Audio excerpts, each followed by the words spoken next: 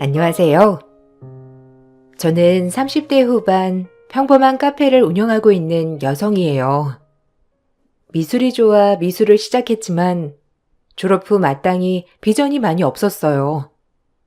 결국 의류 회사를 돌고 돌아 제 카페 창업을 하게 되었답니다. 저희 엄마는 어렸을 때부터 마장동에서 정육점을 운영하셨어요. 항상 제 학교에 오실 때면 늘 깨끗한 옷으로 혹시라도 딸이 창피할까봐 늘 걱정하시며 오시는 분이었죠. 하지만 돌아가신 아빠 대신 저를 먹이고 입히고 여유 있게 살게 해주시려고 노력하는 걸 어렸던 저도 알았기 때문에 단 한 번도 엄마가 창피한 적은 없었습니다. 카페를 운영하면서 만난 단골 손님과 눈이 맞게 되었고 저를 다정다감하게 대해주는 모습을 보며 저도 그 사람에게 많이 스며들게 되었고 1년여의 연애를 하고 결혼을 준비하게 되었어요. 하지만 쉽지 않았어요. 뭐? 정육점? 아니 그게 백정놈의 자식이지 뭐니? 아유, 남사스러워라. 하다하다 정육점 딸내미를 데리고 와? 엄마, 무슨 말을 그렇게 해요? 요즘 직업에 귀천이 어디 있다고. 그리고 올해보다도 더 여유 있게 살아요. 그런 말 말아요. 여유가 있고 없고 떠나서 직업이 그게 뭐야? 보고 뭘 배웠겠어? 나 어디 가서 우리 사돈 고기 썬다고 말 못한다. 옛날 같으면 장마당에도 못 지나다닌다는 직업이야. 알아? 수치스러워서 정말? 아니 얼마나 험한 일을 한다는 거야 그럼. 칼잡이 아니야? 우리 집이 뭐가 그렇게 대단하다고 그런 식으로 비하하시는 거예요? 저도 엄마한테 정말 실망이에요. 원래 그러셨어요? 뭐라고? 너 엄마한테 말버릇이 그게 뭐야? 내가 싫다는데 넌 기어코 결혼을 하겠다는 거니 그럼? 나도 너한테 실망이야. 하고 많은 여자 중에 백정 딸내미가 뭐니? 우리 집안이 얼마나 양반 같은 집안인데 그런 집이랑 엮일 수가 있겠어 없겠어?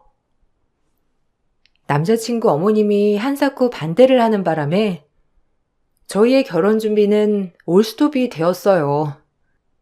남자친구는 혹시 저에게 상처가 될까봐 말을 빙빙 돌려가며 조금 천천히 결혼 준비를 하자고 했어요.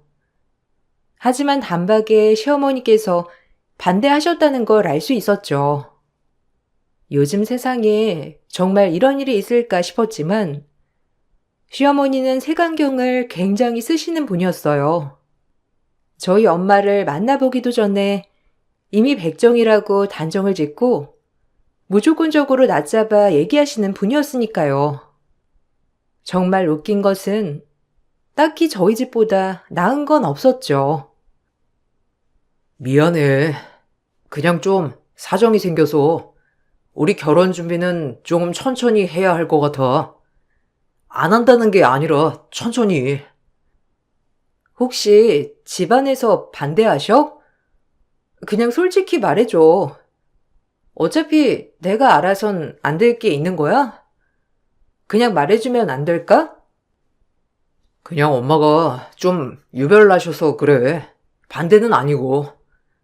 조금 시간이 필요할 것 같아서 그러니까 네가 조금만 이해해 주라. 우리 엄마 직업 때문에 그러신 거구나. 처음엔 나 좋다고 하셨잖아. 갑자기 이러는 이유가 그것밖에 없는 것 같아. 미안하다. 우리 집도 잘난 거 하나 없는데 엄마가 갑자기 왜 그러시는지. 그래도 너 굉장히 좋아하니까 괜찮을 거야. 그래도 우리 엄마 때문에 반대하는데 내가 굳이 이런 걸 다 겪어내며 결혼해야 할 이유는 없는 것 같아. 우리 좀 생각해 보자. 아니야. 내가 엄마 잘 설득할게. 그리고 처음에만 조금 그러시지. 나중엔 절대 안 그러실 분이셔. 나 한 번만 믿어봐라, 어? 남자친구는 제가 상처받을까봐 돌려 말했지만 전 단번에 모든 눈치를 챌 수 있었어요. 하지만 상처는 받아지더라고요. 요즘 세상에 직업을 안 따진다지만 그래도 절 힘들게 키운 엄마에게 죄스러운 마음이 들어서 그게 죄송했어요.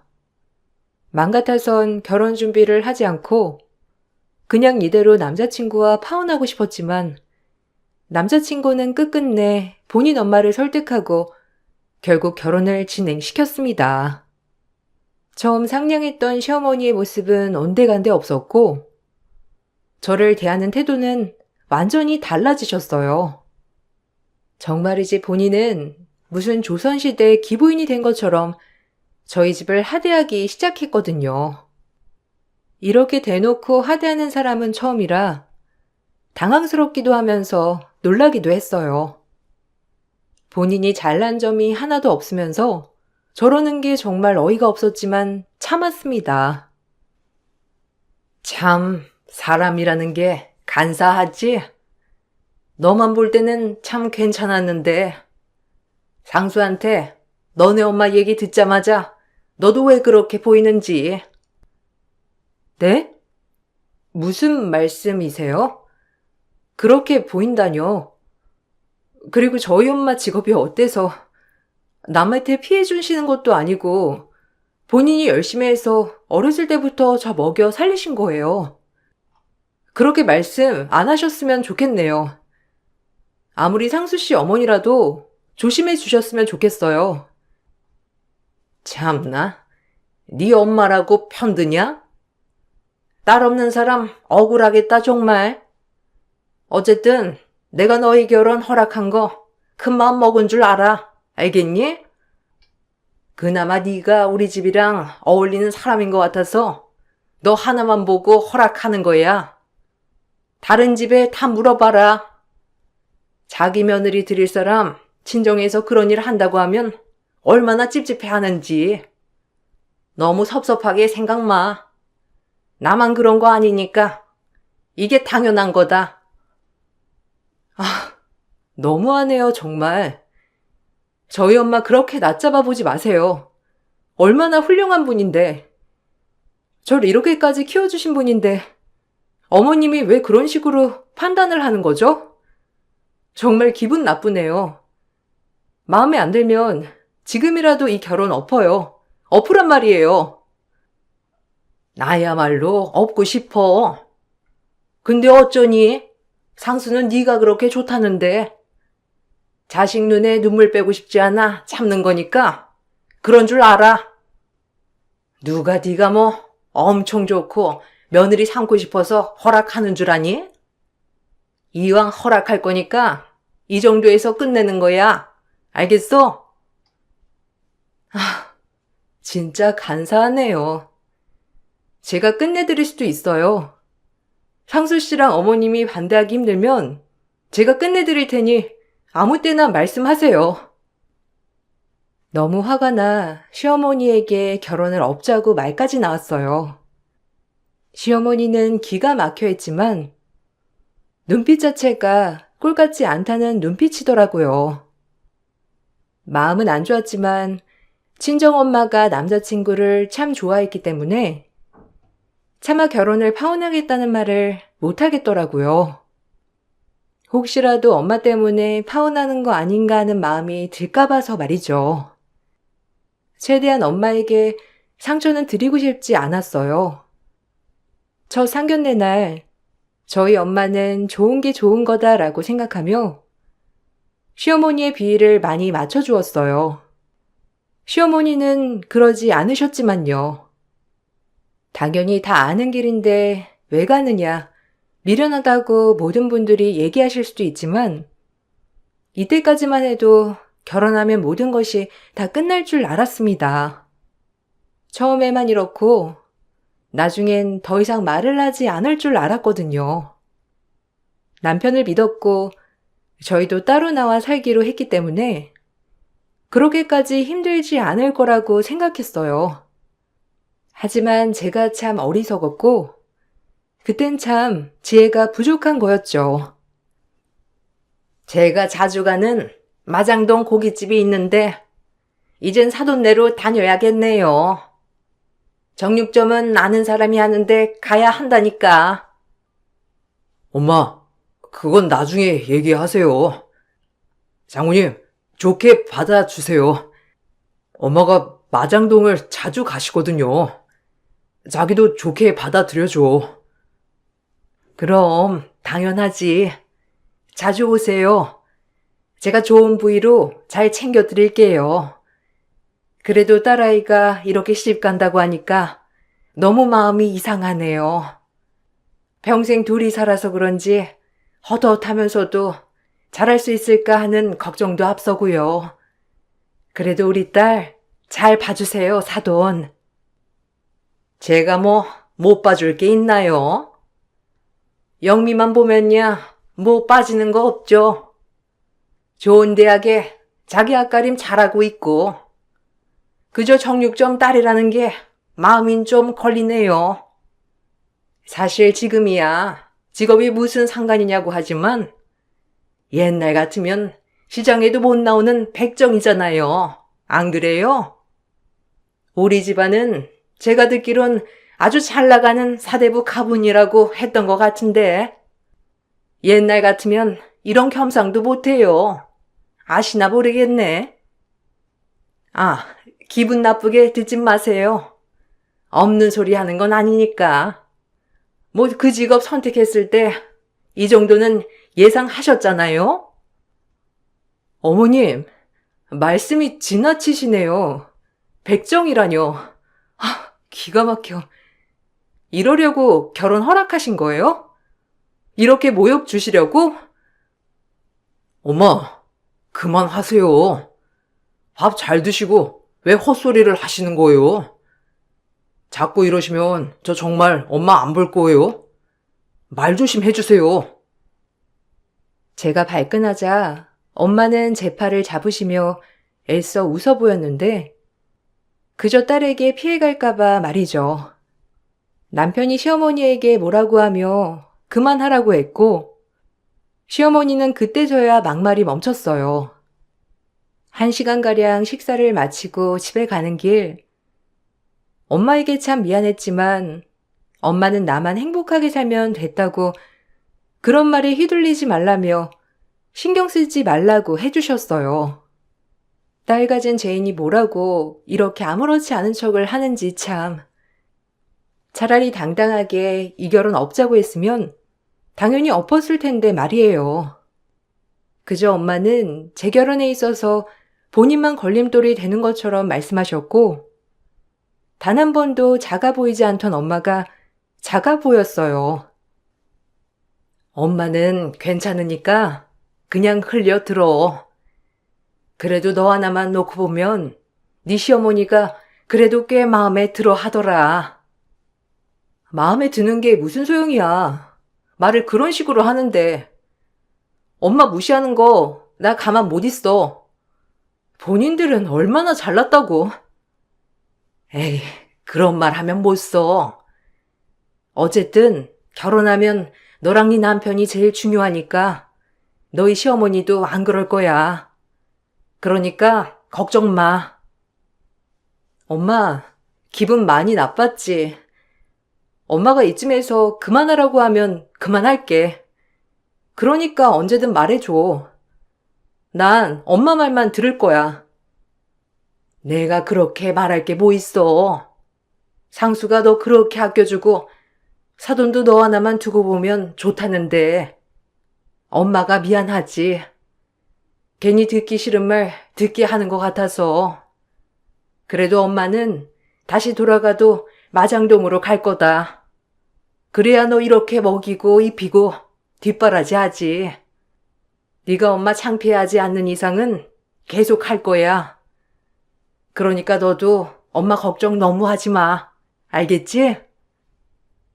애써 엄마는 저를 위로해 주었고 저흰 결국 결혼을 하게 되었는데 결혼을 하고 나니까 시어머니와는 그렇게 큰 트러블이 날 것이 없었습니다.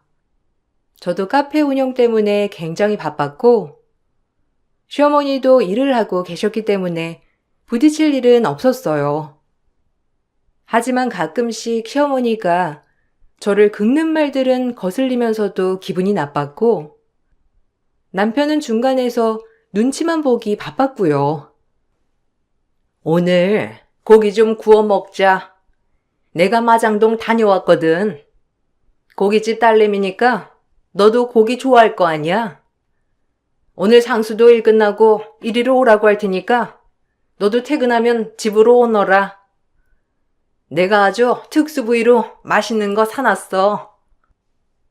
어머님의 요청대로 일 끝나고 남편과 함께 시댁에 향했고, 시어머니는 고기를 잔뜩 사오셨더라고요. 그리고 고기를 구우며 또 한번 백종이라는 말을 쓰시면서 제 기분을 언짢게 했고, 남편이 그만하라고 하니까 그제야 입을 다무셨죠.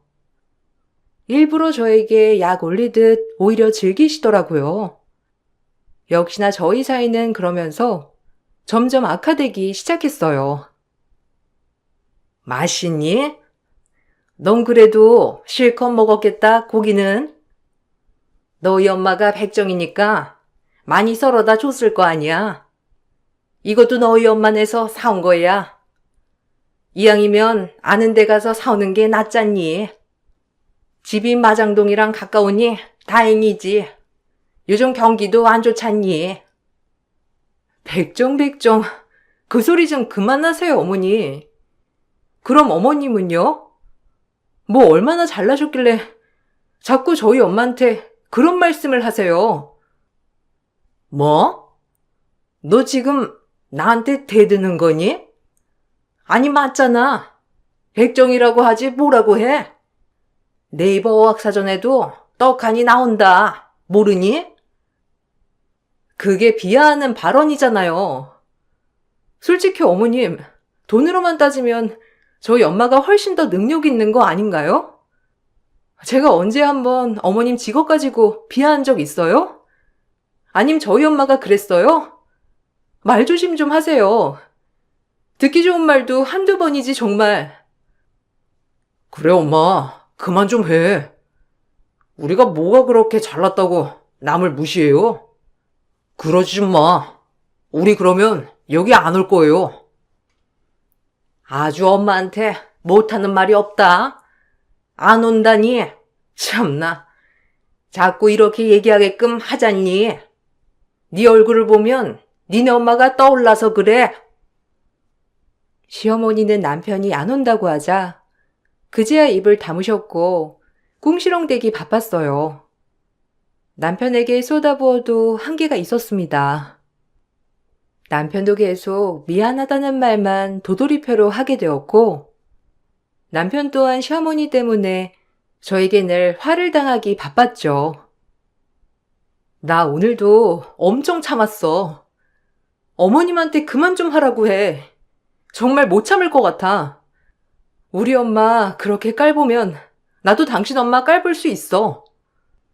내가 그나마 어른이라고 참고 있는 건데 자기 좀 중간에서 해결 못해? 이러려고 나랑 결혼했니? 미안해. 내가 엄마한테 여러 번 얘기해도 그러시네. 나도 답답하다. 당신한테 미안하고 장모님한테 죄송스럽고. 또 오늘 고기 사오면서 얼마나 엄마를 무시하고 오셨을 거야. 우리 엄마 마음 아프게 하면 진짜 못 참으니까 그런 줄 알아. 엄마 생각에 눈물이 왈칵 났지만 참았죠.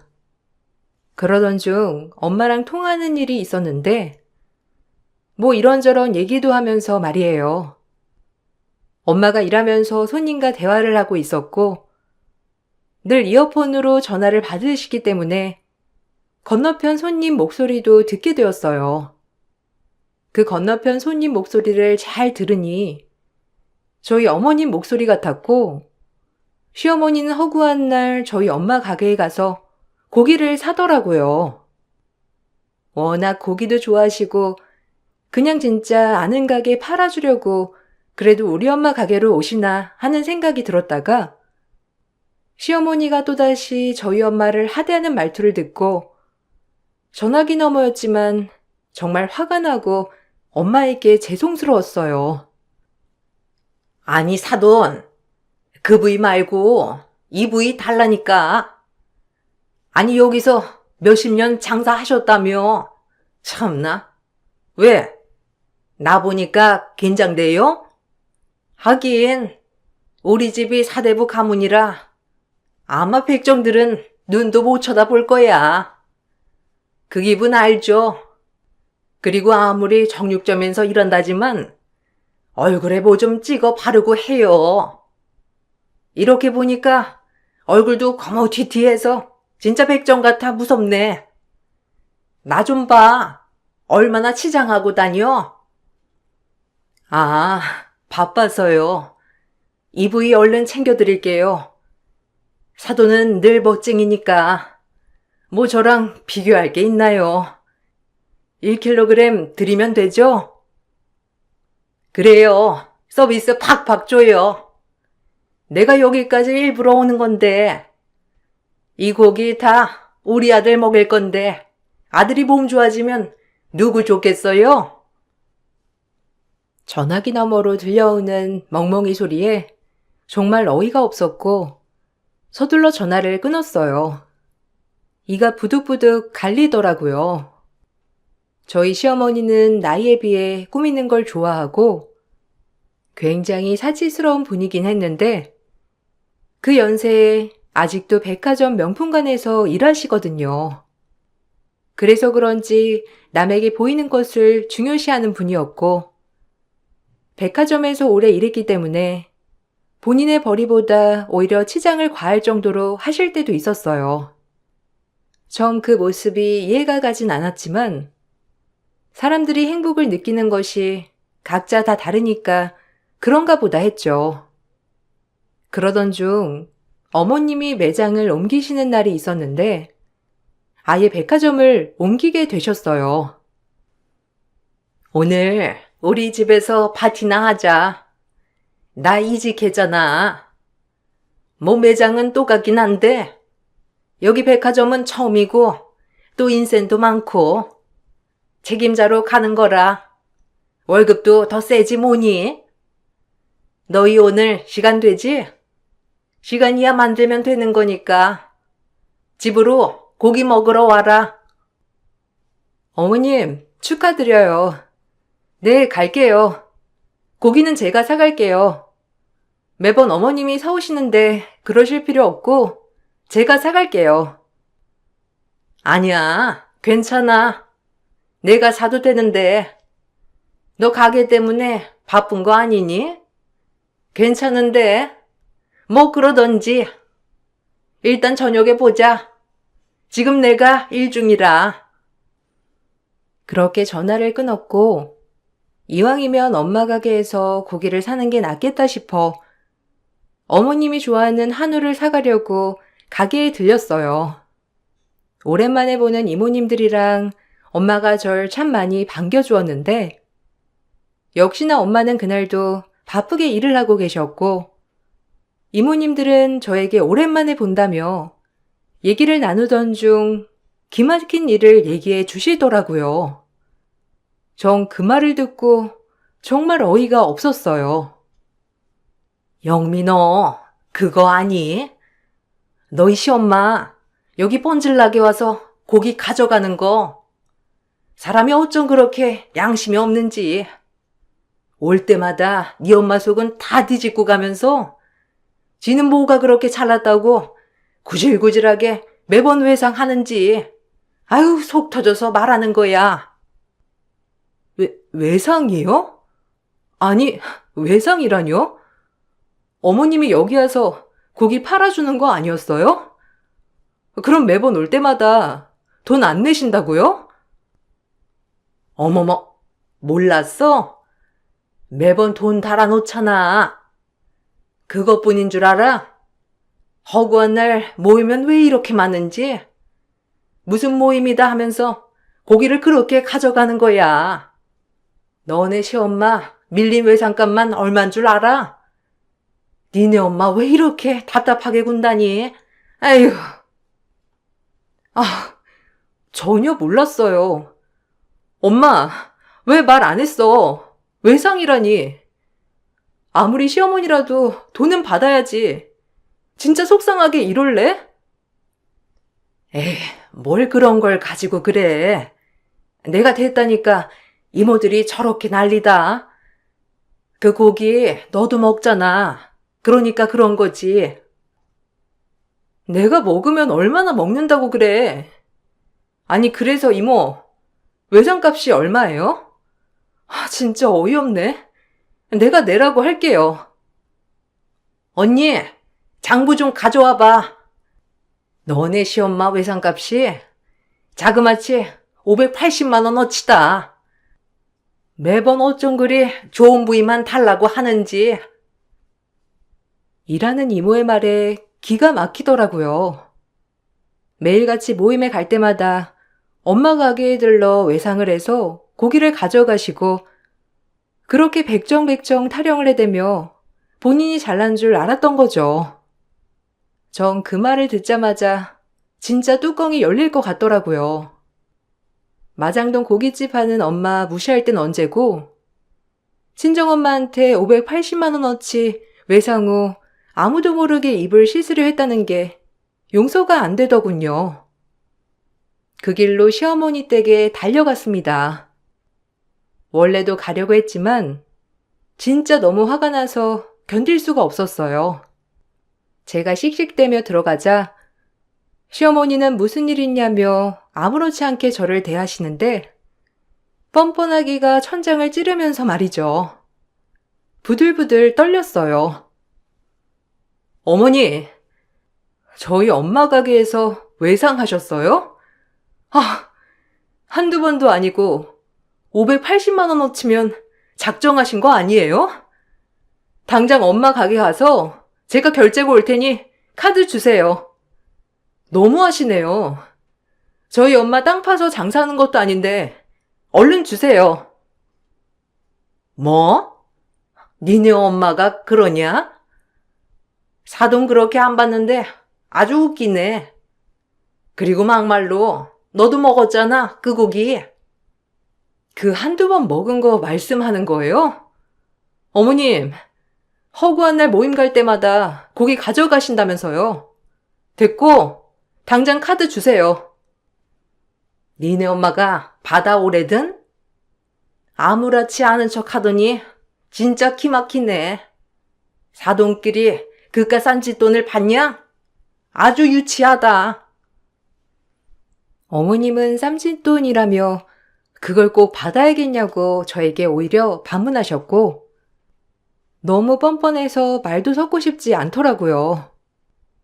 전 시어머니가 돈을 주지 않는다면 남편 카드로 결제하겠다고 으름장을 놓았고, 시어머니는 남편 카드로 결제한다고 하자 저에게 욕을 하셨어요. 이 모습을 보아하니 저희 엄마 가게에서 외상한 고깃값을 전혀 줄 생각이 없었던 거고, 지금 생각해도 황당하네요. 어머님이 돈 못 주시겠으면 이희한테 말해서 카드 결제할게요. 어머님이 드셨으니 아들이 결제해야죠. 안 그래요? 뭐야? 우리 아들이 힘들게 번 돈을 네가 뭔데 니네 엄마한테 배를 불려주겠다는 거야?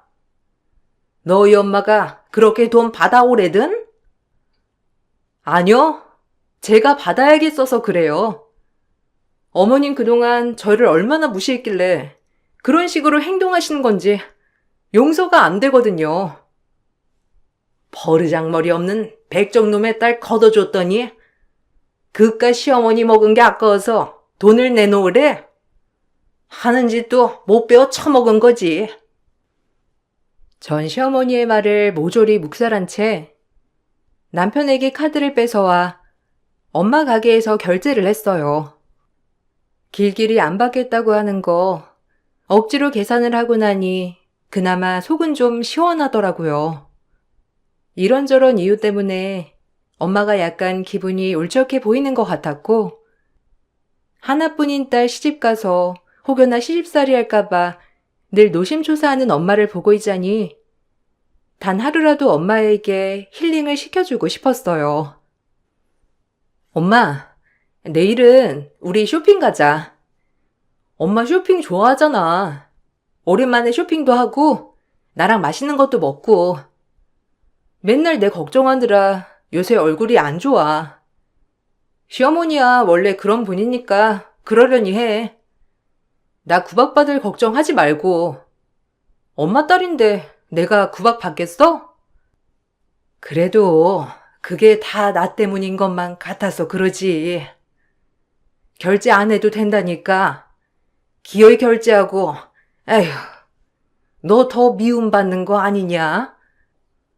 전혀. 결제 안 하면 내가 더 화나지. 그러니까 엄마도 좀 당당해져. 뭐가 그렇게 죄인이라고 매번 그러는 거야? 그냥 엄마가 마음이 좀 그렇지.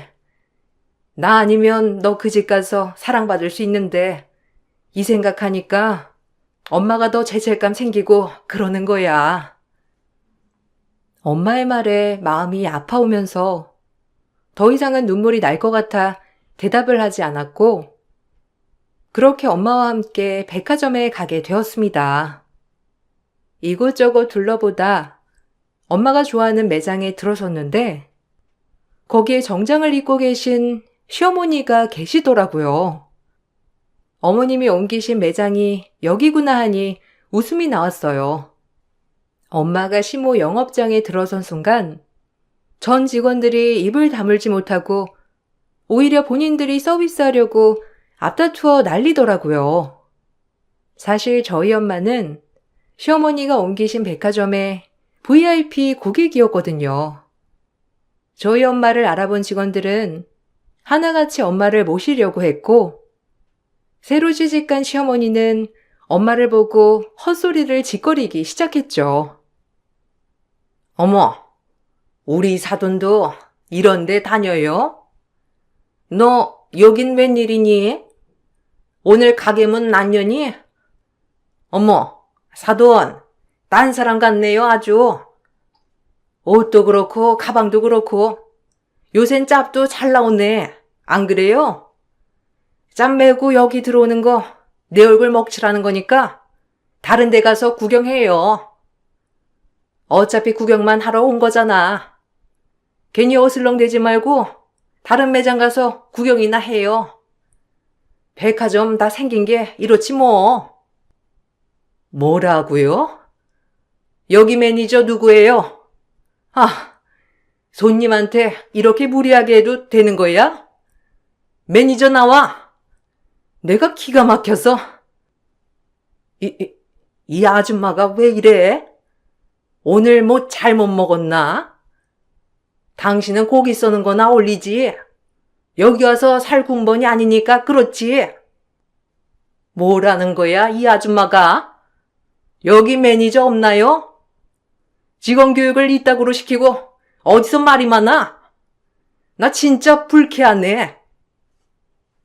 엄마가 소리를 지르자 매장 사람들은 시어머니한테 이게 무슨 짓이냐며 당장 저희 엄마에게 사과를 하라고 했고 매장에서 제일 높은 직책의 사람이 달려와 저희 엄마에게 사과를 하자 시어머니는 이제야 뭐가 잘못됐다는 걸 직감하더라고요. 뭐 하는 거예요? VIP도 못 알아보고? 이분이 얼마나 큰 손이신 줄 알아요? 당장 사과 드리세요. 그렇게 오래 일했으면서 어쩜 기본 태도 하나하나가 엉망인지 나 원참 기가 막히네. 얼른 사과 드리시라고요. 아휴, 죄송합니다, 사모님. 아니, VIP라뇨? 사돈, 이게 무슨 소리죠? 사실 저희 사부인이에요. 사돈, 말씀 좀 해보세요. 제가 곤란하잖아요. 사돈? 얘 영미야, 미안하다. 더 이상 못 참겠다. 내가 너 때문이라도 이 사람 참으려 했는데 이렇게 사람들 앞에서까지 깔보는 거 도저히 못 참겠어. 당신 여기서 겨우 얼마 받고 일해? 나 고기 쏜다고 무시했지? 사람 그렇게 무시하더니 지금 내 앞에서 뒤지게 털리는 꼴이란 아주 우습네. 직업에 기천이 없는 건데 나 이 백화점 VIP야. 당신이 지금 두르고 있는 것들 겨우겨우 돈 모아서 하나씩 장만한 거 나 지금 한 번에 다 살 수 있어. 알아? 나 이 사람 때문에 열받아서 여기 매장에서 못 사겠네 정말. 어머, 사모님, 한 번만 참아주세요. 저희 직원이 여기 매장으로 발령난 지 얼마 안 돼서 실수를 저질렀어요. 죄송합니다. 그래도 사람 이렇게 보고 평가를 하는 게 실수인가? 고의 같은데. 나 이대로 못 넘어가. 이렇게 사람 무시하는 거 알겠어요? 엄마의 호통에 시어머니는 어쩔 줄 몰라 했고, 결국 그 매장의 높은 사람은 시어머니 보고 경위서를 쓰라고 하더라고요. 시어머니는 경위서를 쓰게 되었고, 시어머니가 경위서를 쓰는 걸 보고 엄마는 거기 매장에서 1,200만 원어치 쇼핑을 한 뒤 저와 나왔습니다. 얼마나 통쾌하던지 시어머니는 끝까지 저희가 가는 뒷모습에 대고 허리를 숙이며 90도로 인사를 해야만 했어요. 그리고 퇴근 후 저를 불러앉혀 이런 치욕은 없다고 왜 말 안 했냐고 하면서 뭐라고 하더라고요. 그 모습을 보고 저도 질러버렸죠. 내가 오늘 이런 치욕은 처음이야. 너희 일부러 그랬지? 나 골탕 먹이려고. 너희 엄마 그렇게 부자면서 왜 말 안 했니? 부자? 왜? 고기 써는 직업이 이렇게 부자일 줄 몰랐어요? 평생을 월급쟁이로 사는 당신이 뭘 알아? 부자면 홀대하면 안 되고, 부자가 아닐 때는 홀대해도 되고?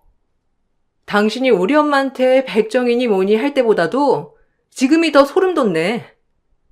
평생 명품관에서 손님들 뒤치다꺼리나 하면서 본인 인생이 명품 인생인 줄 착각하고 사셔요. 아셨어요? 구질구질한 아줌마 같으니라고. 뭐라고? 감히 백정놈의 딸이 나보고 구질구질하다고 해? 너 지금 말 다 했어? 내가 가만둘 줄 알고? 일이 뭐다? 어머님은 제 말이 끝나기가 무섭게 제 머리카락을 휘어잡았고, 저 역시 어머님의 머리를 똑같이 잡았어요. 그래도 젊은 저를 감당해내지 못한 어머님은 나가 떨어졌고, 이 모습을 모두 본 남편은 경악을 했고요.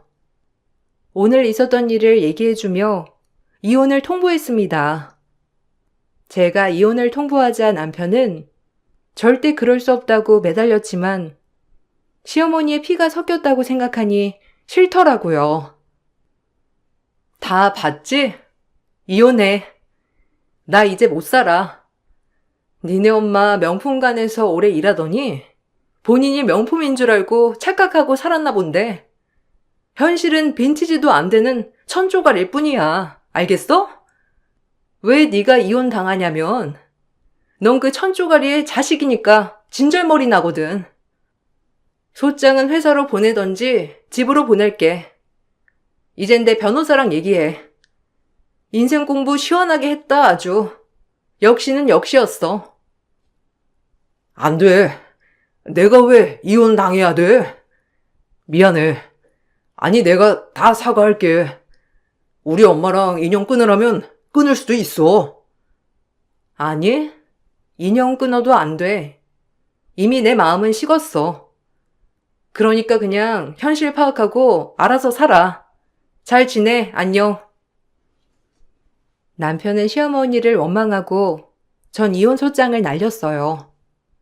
시어머니 또한 왜 우리 아들이 이혼을 당해야 하냐며 울부짖었지만 별 수 없었고 전 그동안 시어머니에게 당해온 독설에 대한 위자료 청구 소송을 하였고 남편과는 쉽게 합의 이혼을 할 수 있었고 다행인 건 제 전화기가 통화를 할 때마다 자동 녹음이 되는 기능이 있는 핸드폰이라 시어머니의 독설이 다 저장됐으므로 시어머니에게도 위자료를 받을 수 있었습니다.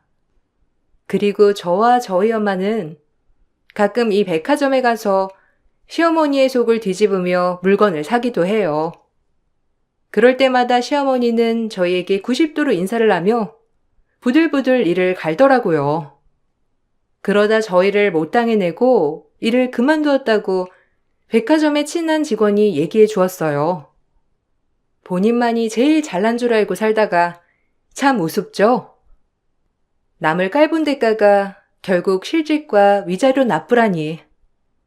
그리고 그 나이에 이제 어디서 일할까도 참 궁금하네요. 이번 일로 인생을 많이 배웠습니다. 사람은 고쳐 쓰는 게 아니라는 점과 함부로 겉모습을 보고 판단하지 말자라는 마음이요. 그리고 절 이렇게 예쁘고 귀하게 키워주신 엄마에게 늘 감사한 마음으로 살려고 노력하고 있어요. 누가 뭐래도 전 세상에서 저희 엄마가 제일 존경스럽답니다. 이 글을 통해 엄마에게 말하고 싶네요. 언제나 엄마를 자랑스러워하고 일찍이 아빠 없이 절 키워내기 위해 얼마나 많은 노력을 했는지 다 안다고 너무 고맙다고 말이죠. 이제 엄마에게 제가 효도를 꼭 해야겠다는 마음이에요. 엄마, 키워주시고 사랑 주셔서 고마워요. 제가 더 잘할게요. 여러분들도 부모님에게 잘하셨음 해요. 제 글 읽어주셔서 감사합니다. 안녕하세요. 살다가 보니 이런 곳에 제 사연을 신청하게 되는 날도 오네요. 10길 물속은 알아도 한길 사람의 속은 모른다고 그동안 믿고 함께 살았던 사람에게 받은 배신은 저에게 너무 큰 상처가 되었는데요. 한평생 힘들게 싸워왔던 제 가정이 한순간에 무너지는 걸 눈앞에 보면서도 저는 아무것도 할 수가 없었습니다. 그래도 끝까지 믿고 싶었기 때문이죠. 결국 모든 걸 잃고 지금은 혼자가 되어버린 제 삶을 앞으로 어떤 식으로 다시 만들어가야 할지 방향을 잡고 싶어 여러분들께 도움을 받아보려 합니다. 제 사연의 시작은 딸이 결혼하고 몇 달 뒤 남편이 갑자기 교통사고로 세상을 떠나게 되면서 집안이 무너지기 시작할 때 중심을 잡기 위해 사위가 큰 결심을 한 듯 함께 모인 자리에서 저를 바라보며 입을 열었습니다. 장모님, 이렇게 사는 건 아닌 것 같아요. 장인어른 떠나시고 지금 너무 힘들어 하시잖아요. 이러다 장모님까지 어떻게 되실까봐 영주도 얼마나 걱정을 많이 하고 있는지 아세요? 저도 더는 그냥 보고만 있을 수 없을 것 같아요. 순전히 제가 선택한 거고 영주하고는 아직까지 의논한 적 없지만 분명 제 의견에 따라와 줄 거라 생각해요. 이번 달 안으로 집 정리하고 장모님 댁으로 들어가겠습니다. 혼자 계시는 것보다 저희와 함께 지내시는 게 좋지 않겠어요? 분명 서로 안 맞는 부분들 당연히 있겠죠. 그래도 그건 앞으로 살아가면서 맞춰가면 되는 거니 그게 어려움은 없을 것 같아요. 제가 장모님 마음 누구보다 잘 알고 있어요. 저도 지금까지 홀로 지내오면서 영주를 만나기 전까지 얼마나 힘들었는데요. 다른 생각하지 마시고 저희한테 기대세요. 사위는 제 손을 잡아주면서 어디가 아픈지 잘 알고 있었어요. 그래서 더는 아무 말도 하지 않았죠. 저 또한 남편이 옆에 있었을 때 사위가 그동안 살아온 인생이 불쌍하게 느껴졌고 홀로 살아온 그 길이 외롭고 힘들었을 것 같아 앞으로는 사랑하는 사람과 행복하게 살길 바라는 마음에 제 딸과의 결혼을 허락해 줬었죠. 그런데 반대되는 상황을 겪고 있는 저를 지켜보고 있던 사위가 빠른 판단으로 힘들어하는 저를 위해 신혼집을 정리하고 저희 집에 들어와 함께 지내게 되었네요. 남편의 빈자리를 대신 채워준 사위가 너무 고마웠어요. 그렇게 함께 지내기 시작하면서 사위는 좀 더 가깝게 다가오기 위해 제 인생에 없었던 아들 역할을 해줬습니다. 언제나 밝은 미소와 함께 엄마라고 부르면서 친근하게 다가와주는 사위가 제 친아들처럼 느껴졌었어요. 그렇게 서로 함께 모여 살면서 큰 어려움 없이 잘 지내고 있던 어느 날, 또 한 번의 고비가 찾아오기 시작했고, 그 문제를 처리하기 위해 모두가 한자리에 모여 어떻게 하면 어려운 상황을 헤쳐나갈 수 있을지 진지하게 대화를 이어나갔습니다. 엄마, 이번 것만 잘 해결되면 다시 안정권에 진입할 수 있어요. 그동안 봐오셔서 잘 아시잖아요. 조금만 도와주시면 될 것 같은데요. 제가 운영하는 사업이 살아야 저희 가족의 미래를 책임질 수 있죠. 이 정도는 도와주실 수 있으시죠? 그래도 그건 안 돼. 차라리 다른 방법을 찾아보는 게 좋겠어. 그 집은 우리 아빠와 많은 추억이 있는 공간이라고. 매년마다 그곳에서 우리 가족 휴가를 보냈던 곳인데 그걸 왜 처분해달라고 하는 거야? 차라리 당신 사업을 정리하는 게 좋겠어. 지금까지 그렇다 할 실적을 보인 것도 아니고 계속 돈만 까먹는데 거기에다가 청담동 집을 처분해서 실적도 안 좋은 당신 사업에 들이붓겠다고? 나는 반대야. 차라리 다른 일을 알아보는 게 좋겠어. 안 되는 걸 계속해서 끌고 가는 것도 문제라고. 작년까지만 해도 문제없이 돌아갔잖아.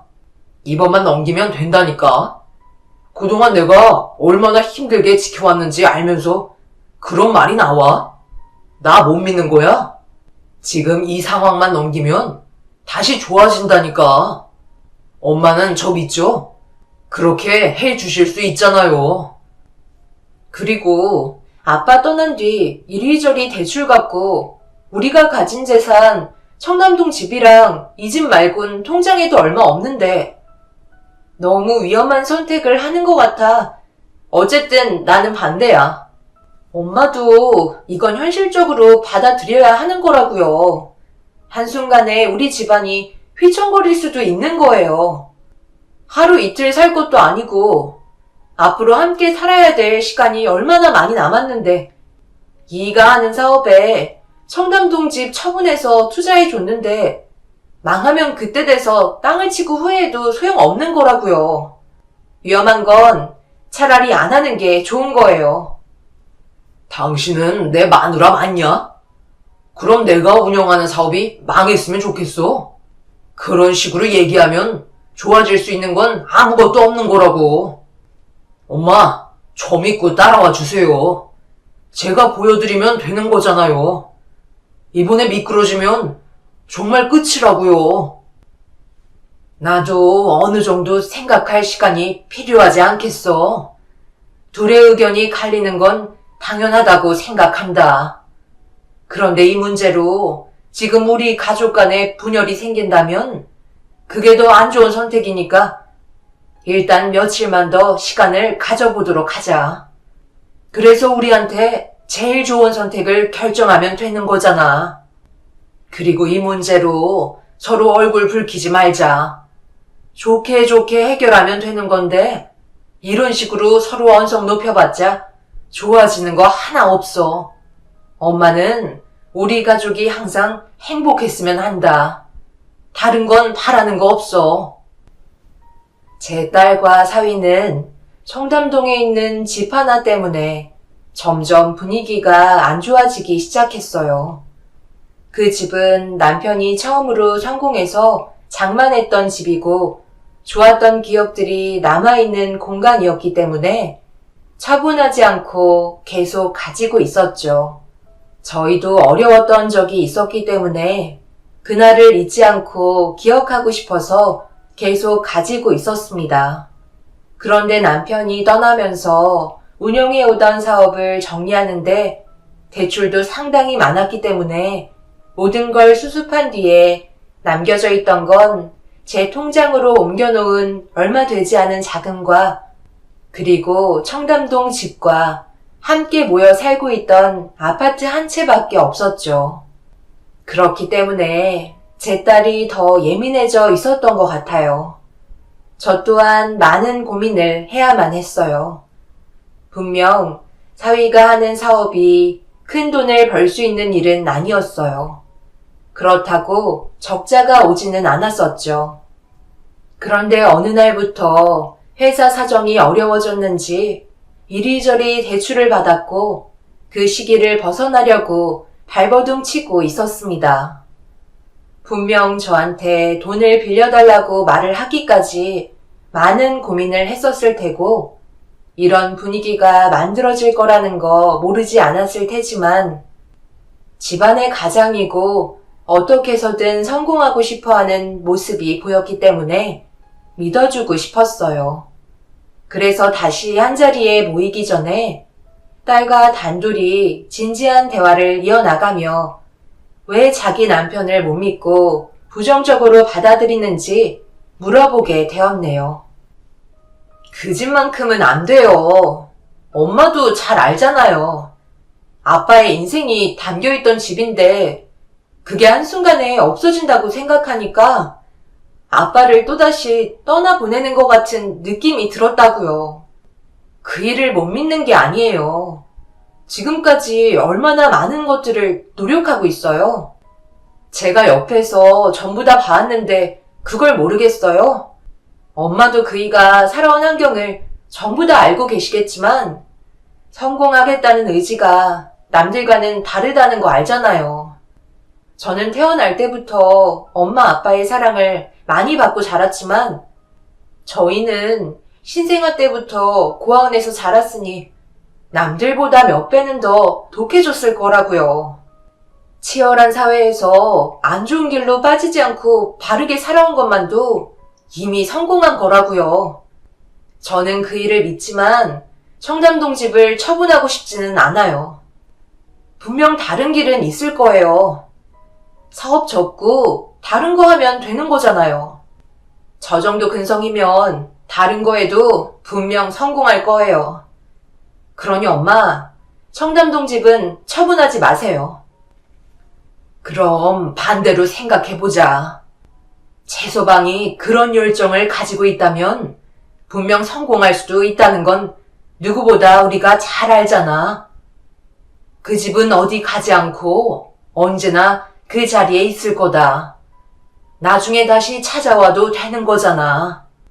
최서방이 고아원에서 자라 무일푼으로 시작해 회사의 대표가 되었고 지금까지 피땀 흘려 사업을 키워왔는데 한순간에 무너진다면 얼마나 마음이 아프겠니? 이게 다 누구 잘 되라고 노력하는 거니? 너랑 앞으로 태어나게 될 아이와 우리 집안을 위해 힘들게 버티고 있는 거잖니. 너희 아빠와 함께한 추억은 우리 마음속에 언제나 자리 잡혀 있잖아.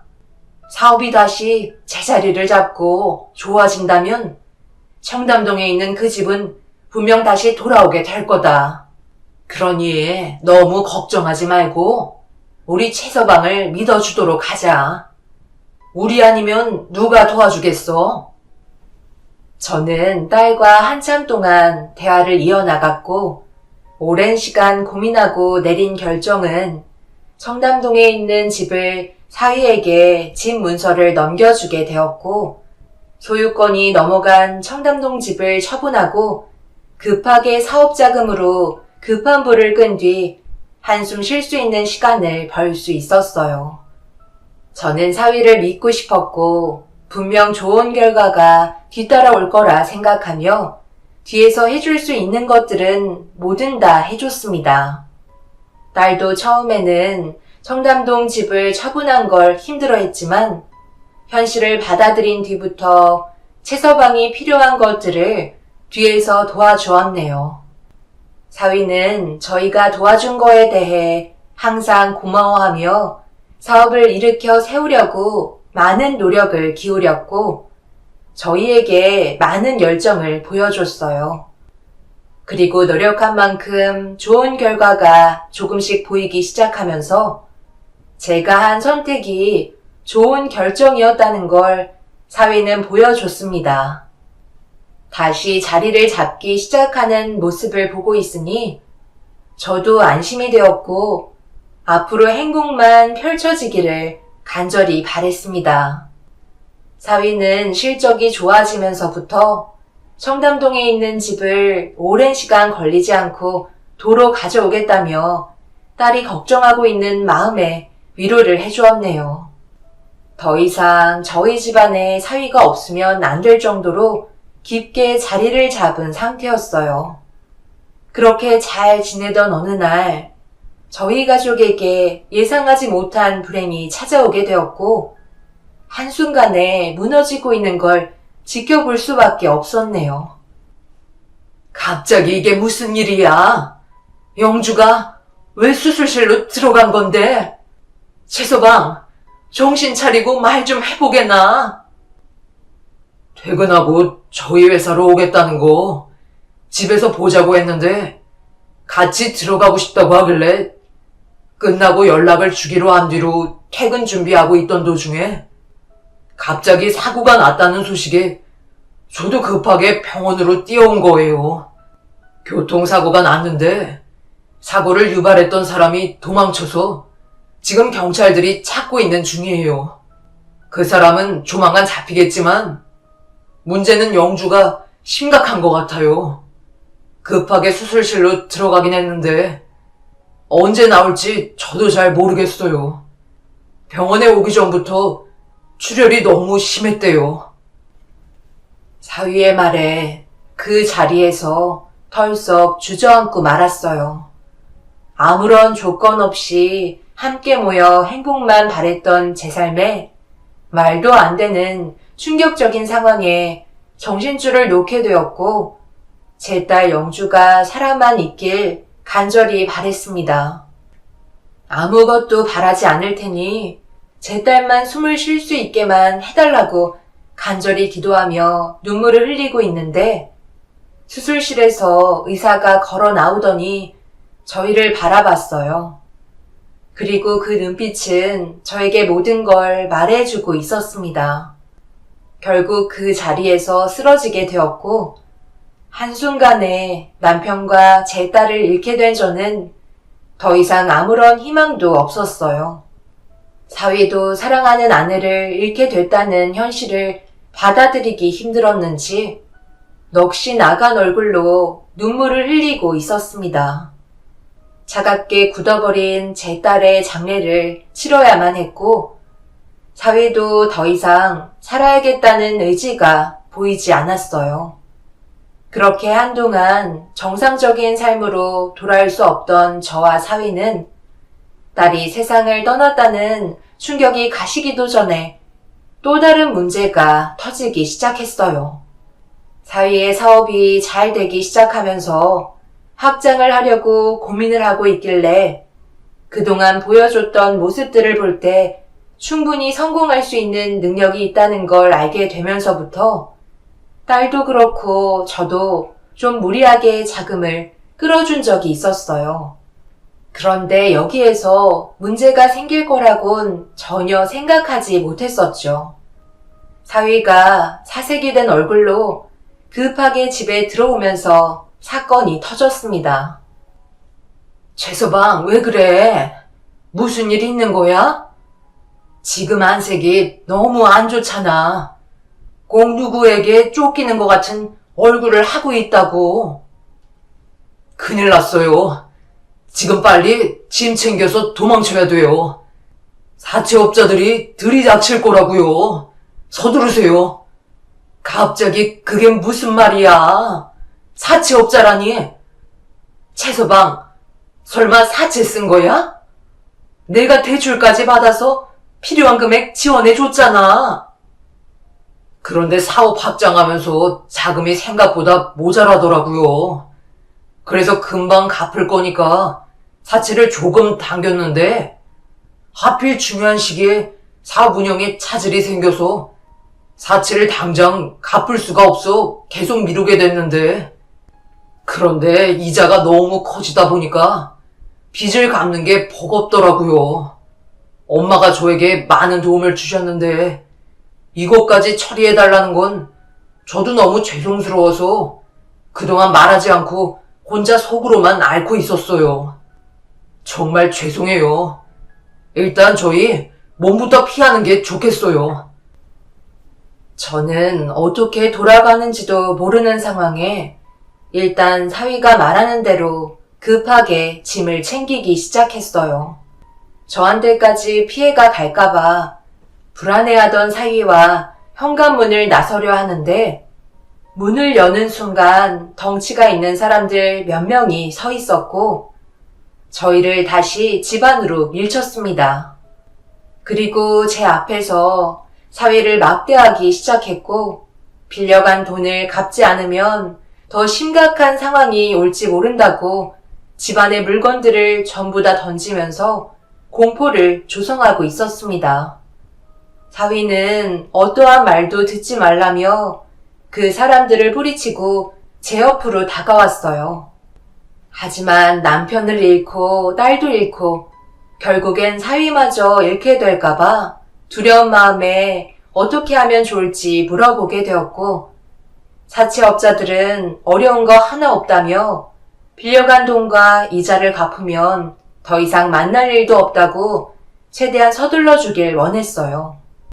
결국 저는 사채업자들의 말을 들어줄 수밖에 없었고 모든 상황이 정리가 된 이후 자금이 준비가 되면 그때 다시 연락달라는 말을 끝으로 사채업자들이 사위를 데리고 갔습니다. 그렇게 제가 가지고 있던 재산 전부를 하나도 남김없이 탈탈 털어 자금을 준비했고 약속된 장소에서 사채업자들과 만나 빚진 돈을 건네줬어요. 그리고 사위는 제 옆으로 돌아오게 되었네요. 안 좋은 상황들이 계속해서 벌어지니 사위도 힘이 들었는지 한마디 상의도 없이 일을 벌여 죄송하다며 눈물을 흘렸고 그 모습을 바라보고 있던 저는 사람이 살다 보면 충분히 그럴 수 있다고 위로해 주었습니다. 그렇게 모든 것들이 정리가 된 이후 사채업자들은 돌아간 뒤 사위와 저는 빈털터리로 오갈 데 없이 거리를 배회했어요.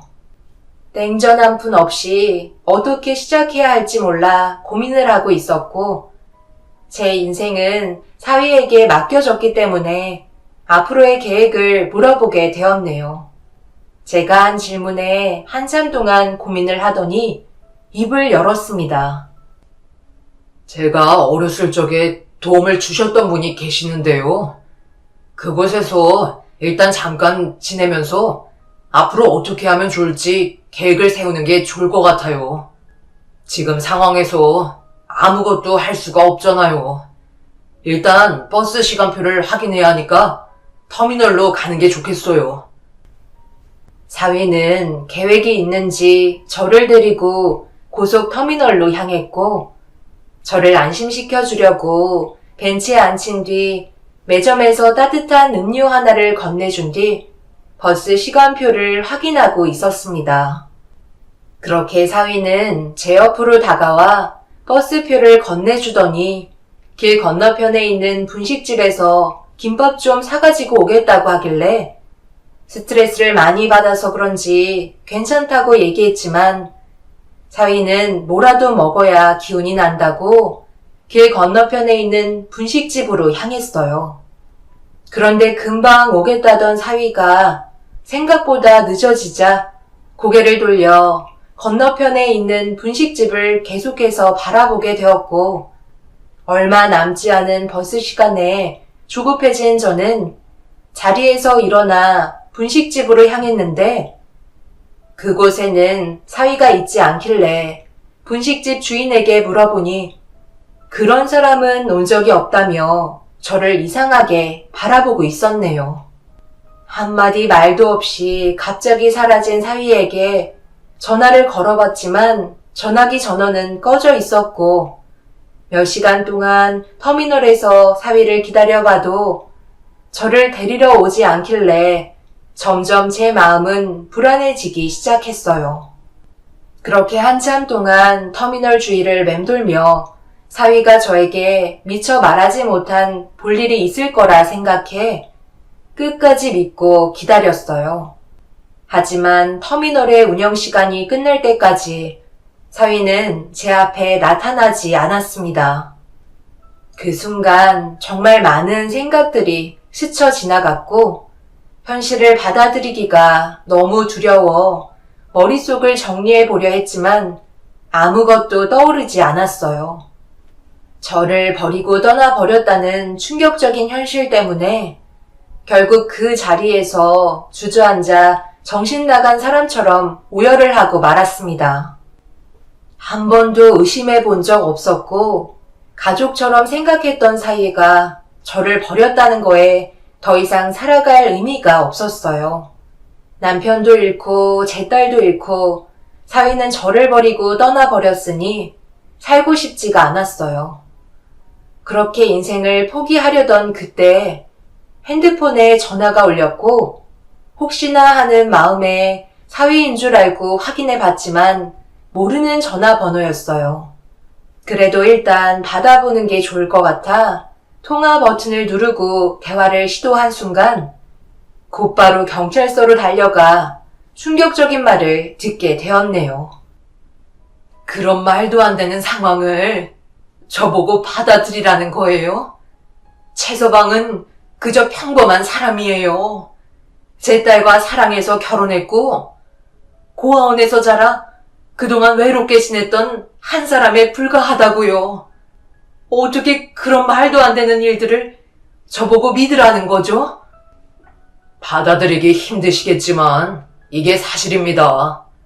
그놈은 전문적인 사기꾼이에요.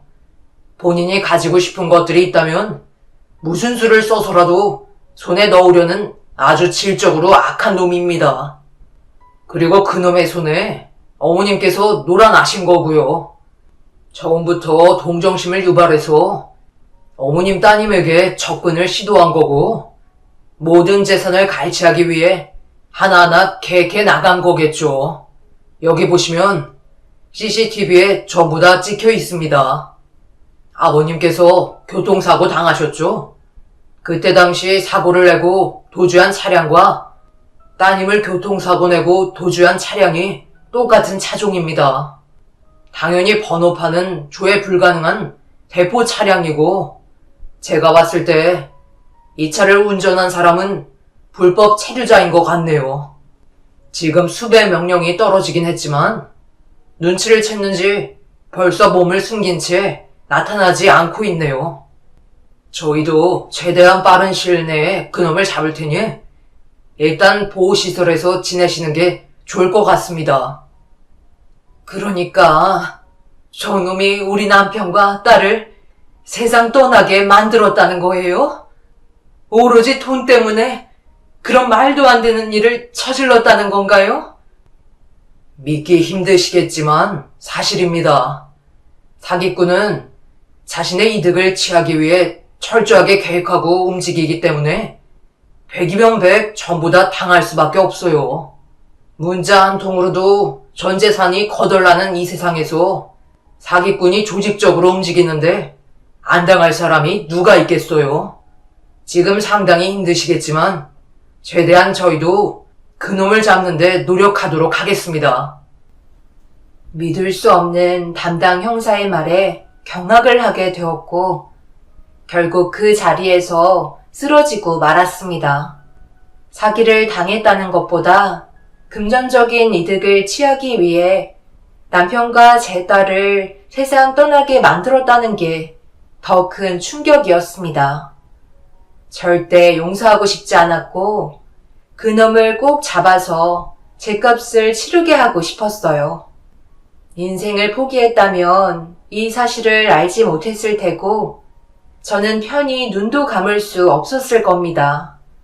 그때부터 살기 위해 한 번도 해본 적 없는 주방 일을 하며 숙식 제공을 받아 악착같이 살기 시작했어요.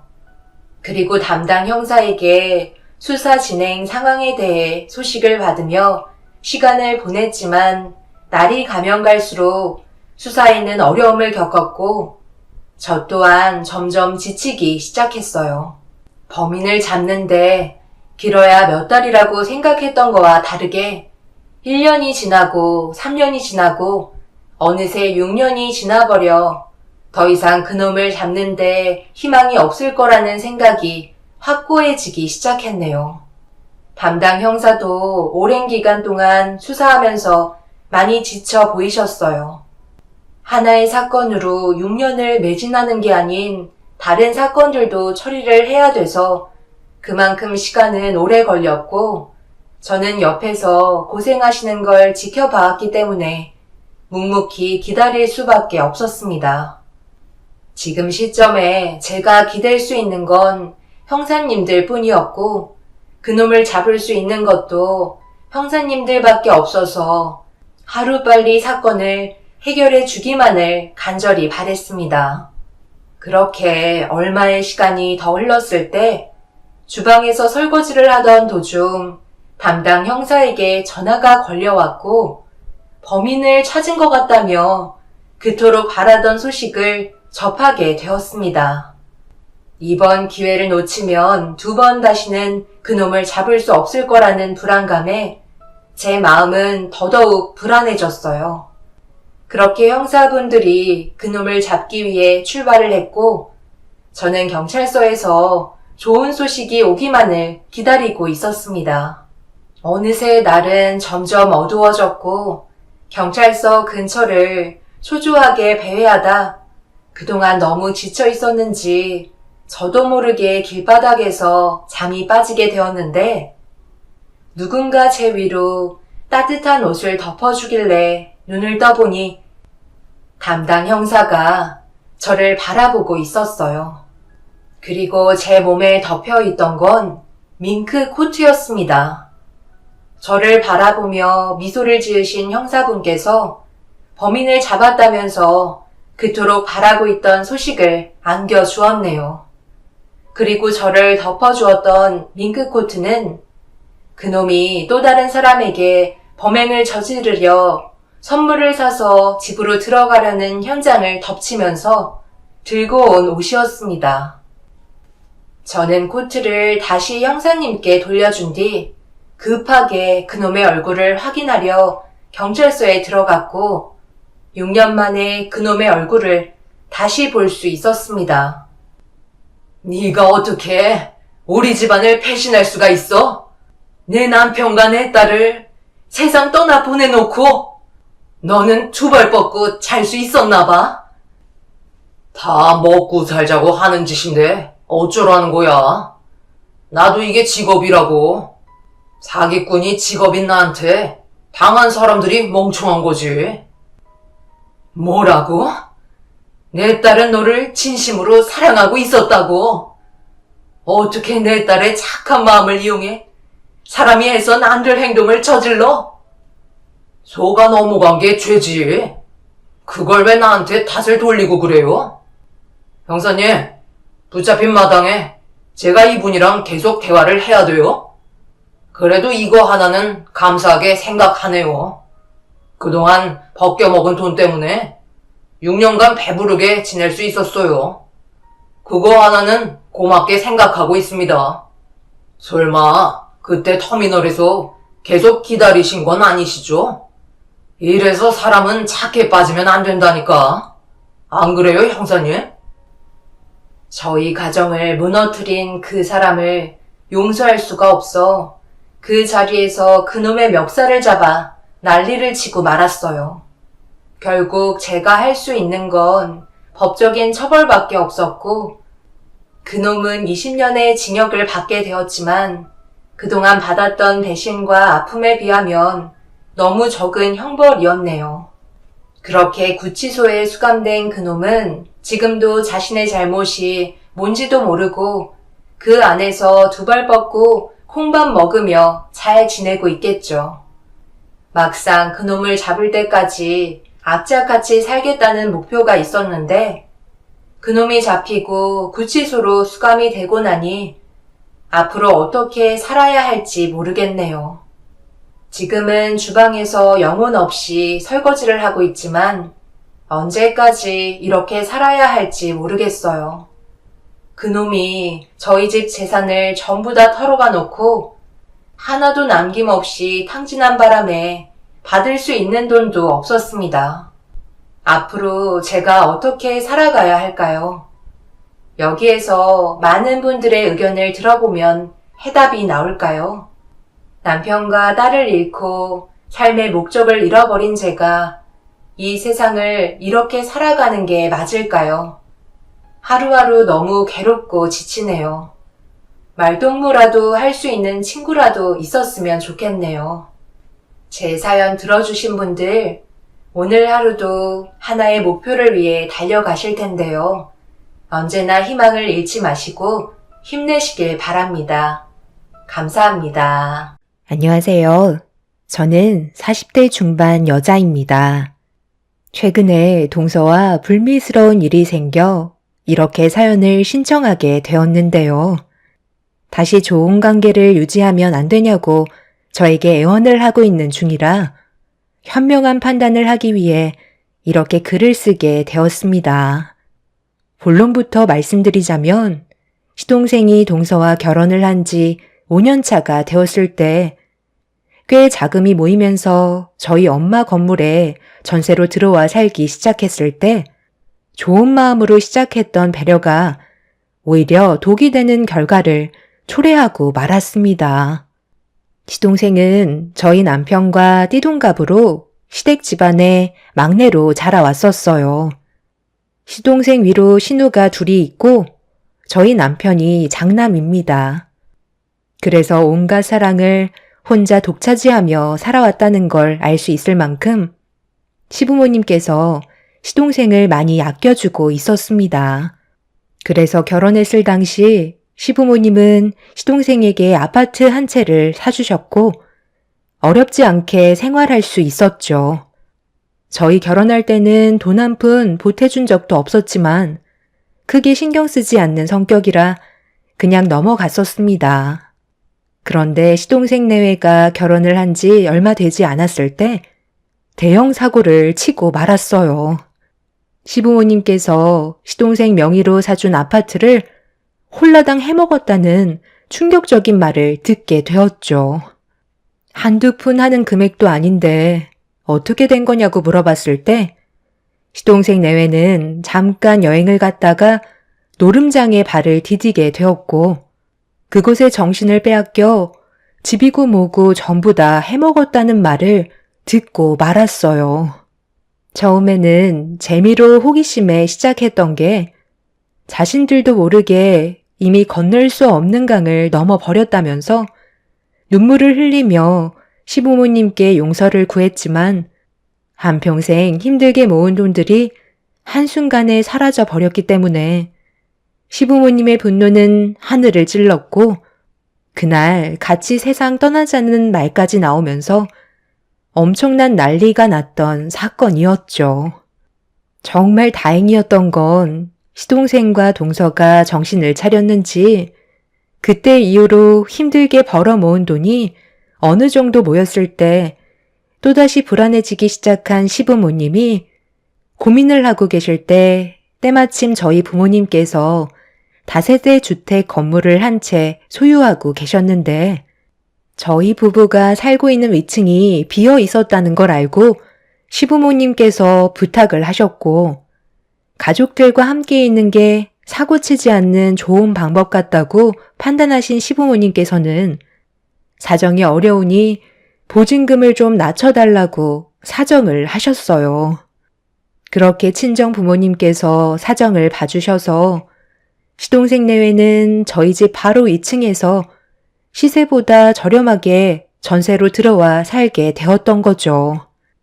좋은 게 좋은 거라고 새로운 마음으로 시작하게 된 시동생 내외를 잘 챙겨주려고 처음 이사 왔을 때 신경을 많이 써줬었어요. 그런데 호의가 계속되면 당연한 권리라고 생각하게 된다는 게 문제였던 거죠. 동서와 시동생은 고마워하기는커녕 점점 바라는 게 많아졌고 조금씩 마찰이 생기더니 상처를 주고받게 되는 일이 있었어요. 저희가 조금이라도 소홀하게 되면 그에 따른 불만이 같이 따라오다 보니 진지하게 대화를 풀어나가려 노력했지만 서로 얼굴을 붉히게 되는 지경까지 이르게 되었어요. 우리도 생활이 있는데 어떻게 매번 끼니 때마다 신경을 써주는 건 힘들잖아. 그러니 이런 건 네가 좀 융통성 있게 재수 씨랑 집에서 밥을 해 먹던지 아니면 외식을 하면 되지.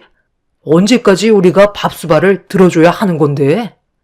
처음에는 새로운 집으로 이사 왔고 앞으로 잘 좀 지내보자고 해서 같이 밥도 먹고 한 건데 그걸 당연시하게 생각하고 계속해서 우리한테 요구를 하는 건 문제가 있는 거 아니야? 이걸 왜 너랑 재수 씨가 불만을 가지는 건지 나는 전혀 이해를 못하겠네. 평생 우리가 도움을 주면서 살아야 하는 건 아니잖아. 다시 한번 말하지만 너도 상황에 맞춰서 알아서 끼니는 해결해라. 정말 무슨 뜻인지 알겠지? 형, 정말 너무하네. 지금 우리 상황이 어떤지 알면서 꼭 그런 말을 해야 돼? 이제야 겨우 자리 잡을만 해줘서 여윳돈 좀 만들려고 노력하는 건데 형이 어느 정도는 도와줄 수 있는 거 아니야? 완전 우리를 거지 취급하고 있는 거잖아. 밥 한 끼 얻어먹겠다는 게 그렇게 보기 싫었던 거야? 무슨 뜻인지 충분히 알겠어. 아주버님, 정말 너무하세요. 저희가 어느 정도 여유가 있었으면 이런 말도 안 하죠. 하기야, 아주버님은 애들도 있어서 딸린 입이 많으니까 우리까지 같이 한 자리 차지하고 먹는 게 좋게 느껴지지는 않았겠죠. 그렇다고 이런 식으로 이 사람한테 상처 주는 건 저도 기분이 썩 좋지는 않네요. 앞으로 그걸 안 하면 되는 거죠? 동서, 무슨 말을 그런 식으로 해? 방금 구걸이라고 얘기했어? 우리가 언제 거지 취급이라도 했다는 거야? 뭐라도 부족할까봐 우리는 그래도 가족이니까 신경 써준 건데 그걸 당연시하게 생각하고 있다는 게 지금 문제거리가 되는 거잖아. 우리가 볼 일이 있어서 밖에서 먹고 들어왔는데 그걸 불만 삼고 지금 이 시간에 밥을 차려달라는 게 맞는 거야? 여태까지 기다릴 시간에 나한테 전화 한 통이라도 하던가 아니면 서방님이랑 근처에서 저녁 먹고 들어오면 되는 건데 지금 그걸 이 사람이랑 내 탓으로 돌리면 우리가 얼마나 어이가 없는지 알아? 우리가 남도 아니고 한 건물에 같이 사는 가족이니까 같이 식사할 수 있는 시간이 맞으면 함께 하는 거지. 그걸 당연시하게 생각하고 우리가 무조건 베풀어야 한다는 건 문제가 있는 거라고. 내 말 무슨 뜻인지 이해했어? 이 정도 얘기했으면 충분히 알아먹었을 거라고 생각하는데 앞으로 식사 자리에 부를 일은 없을 것 같으니까 알아서들 챙겨 먹어.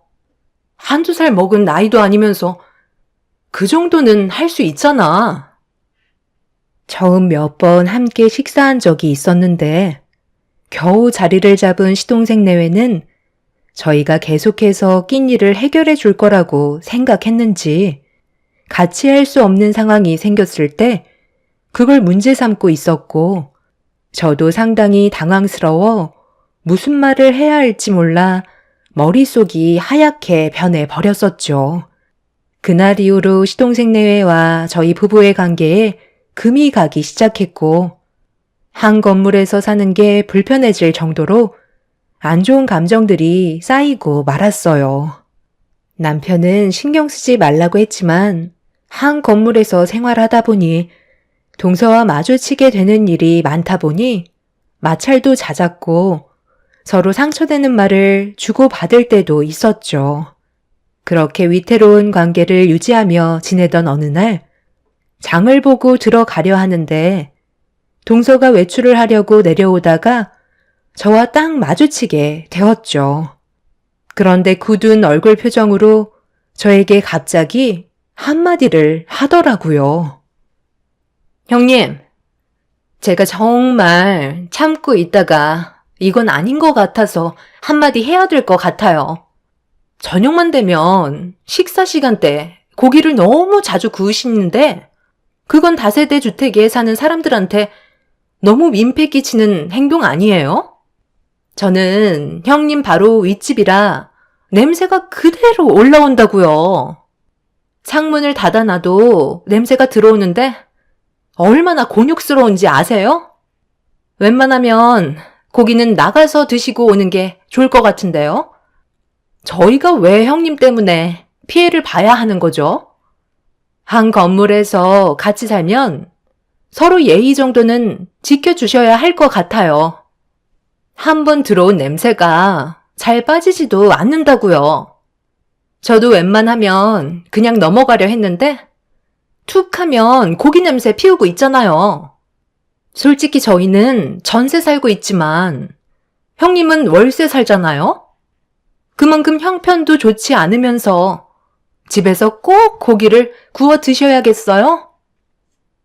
뭐라고? 지금 말 다 했어? 그러니까 우리가 월세를 살아서 고기를 구우면 안 된다는 거야?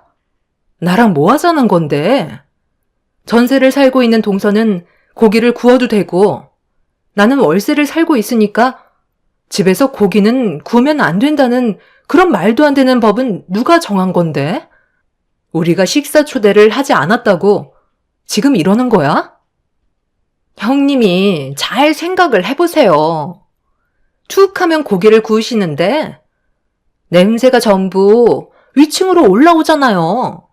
얼마나 곤욕스러운지 아세요? 그렇다고 우리를 초대하는 것도 아니잖아요? 냄새만 풍기는 게 기분이 얼마나 불쾌한데요. 그러니 앞으로 웬만하면 고기는 식당에서 드셨으면 좋겠어요. 아시겠죠? 우리야 전세를 사니까 지출되는 돈이 적지만 형님은 월세 사시니까 고정적으로 나가는 돈이 꽤 되는데 배에 기름칠할 정도의 여유는 있으신가 봐요. 원래 사는 게 천박할수록 사치를 많이 부린다고 하지만 뭐든 적당히가 좋은 거예요. 그렇게 먹어대시니까 살이 급격하게 늘어나셨잖아요. 제가 오늘은 그냥 넘어가겠지만 다음부턴 위층에 살고 있는 저희를 생각해서라도 앞으로는 조심해줬으면 좋겠어요. 저희는 전세 사는데도 남한테 피해를 주지 않잖아요. 동서의 태도에 어이가 없어서 입을 다물지 못했어요. 한두 살 나이 차이가 나는 것도 아니고 저와 띠동갑인 동서가 버릇없이 행동하는 모습이 제 속을 끓게 만들었고 이대로는 그냥 넘어갈 수는 없을 것 같아 다시 집으로 돌아오면 그때 한 소리 해야겠다 싶었습니다. 맨날 고기를 구워 먹는 것도 아니고 한창 성장기인 아이들을 위해서 저도 최대한 식단에 신경을 쓰기 때문에 고기 반찬이 자주 올라가는 편인데 그걸 저한테 불만을 털어놓는다는 게 기분이 좋지는 않았어요.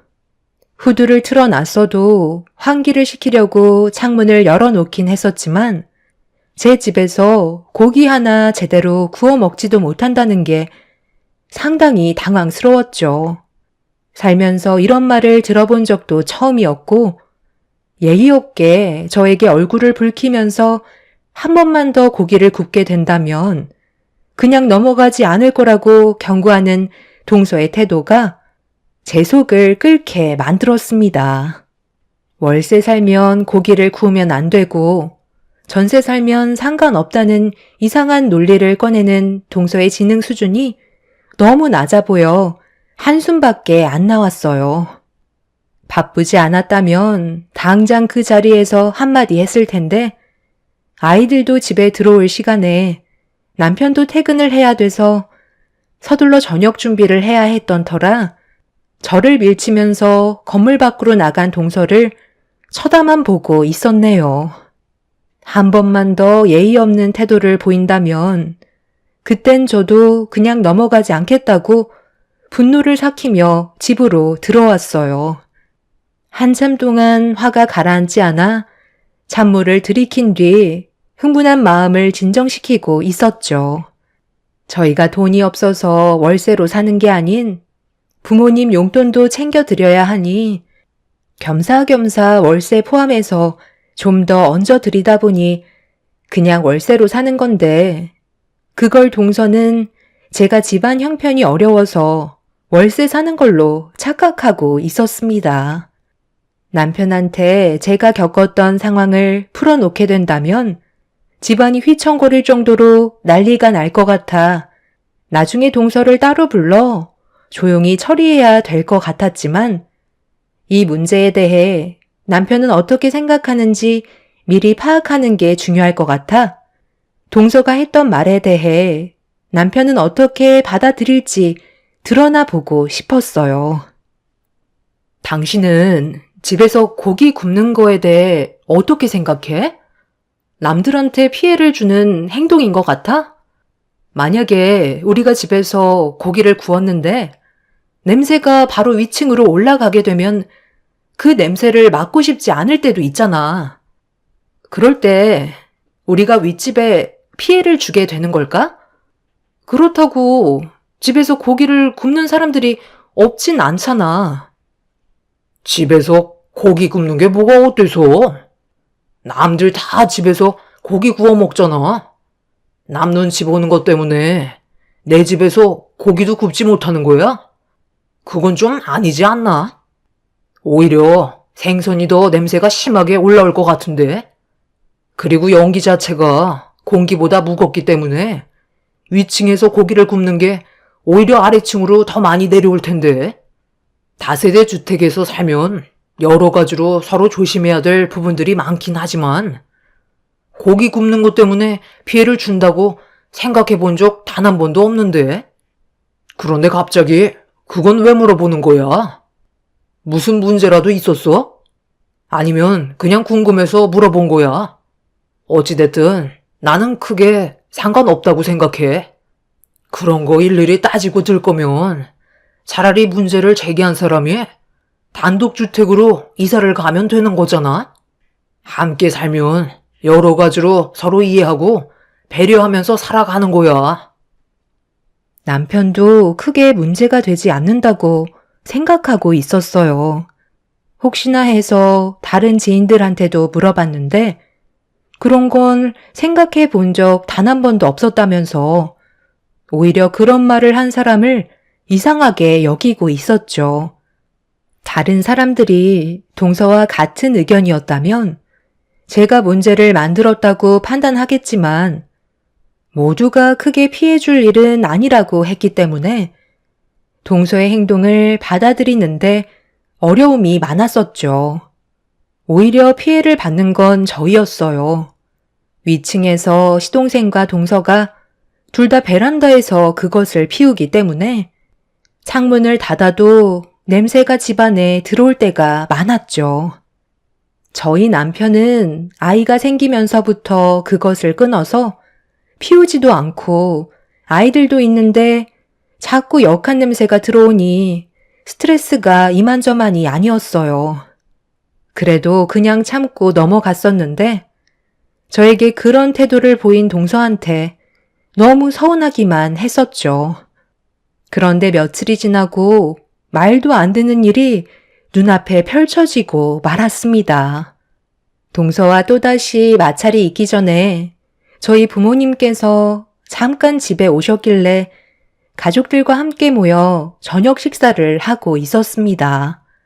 오래간만에 부모님께서 오신 거라 모두가 둘러앉아 삼겹살에 소주 한잔 하면서 대화를 나누었는데 그걸 동서가 넘어가지 않고 저와 마주쳤을 때 날카로운 모습으로 저에게 불만을 털어놓으며 점점 더 목소리를 높여가고 있었어요. 결국 참지 못한 저도 동서한테 화를 내게 되었죠. 형님, 제가 저번에 충분히 좋게 설명드렸을 텐데요.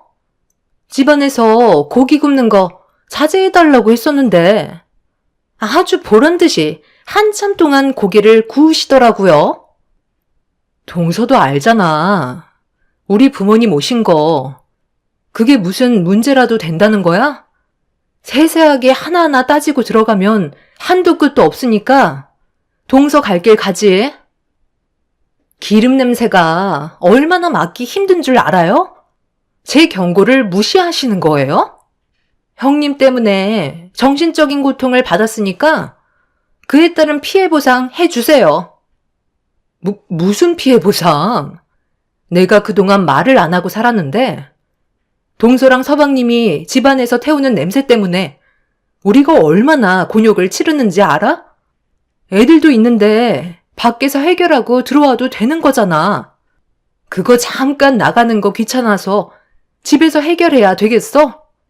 그리고 동서, 나랑 저번에 계단에서 고기 문제로 싸웠을 때 그때 이후로 집에서 걸을 때마다 상당히 쿵쿵거리는데 그것도 얼마나 괴로운지 알아? 우리도 정말 많은 것들을 이해하고 넘어가고 있는 중이라고. 그래서 저한테 뭘 바라시는 건데요?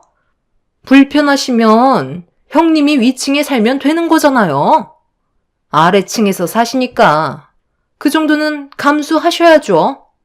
저희는 형님 집에 조금도 피해를 준다고 생각해 본 적 손톱만큼도 없는걸요.